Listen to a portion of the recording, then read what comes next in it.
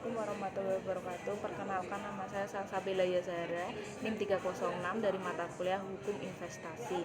Yang pertama, saya akan menjelaskan tentang penanaman modal. Penanaman modal merupakan kegiatan yang dilakukan oleh seseorang atau badan hukum menyisihkan sebagian pendapatannya agar dapat digunakan untuk melakukan suatu usaha dengan harapan pada suatu waktu tertentu akan mendapatkan hasil atau keuntungan.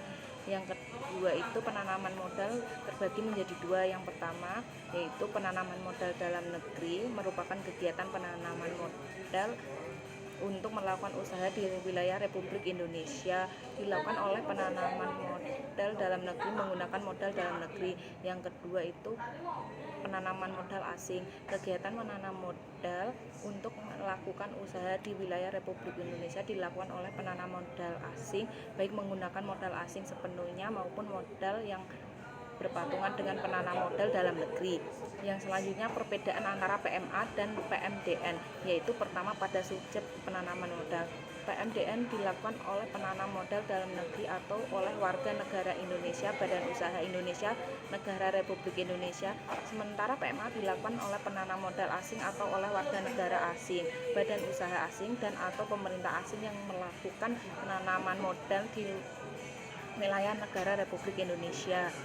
Ya, selanjutnya yang kedua badan usaha, bentuk badan usahanya.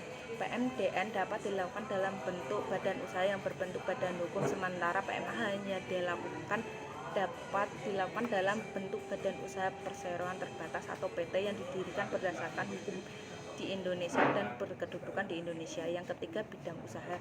Pada dasarnya semua bidang usaha atau jenis usaha pada kegiatan penanaman modal kecuali usaha atau jenis usaha tersebut dinyatakan tertutup dan terbuka dengan persyaratan.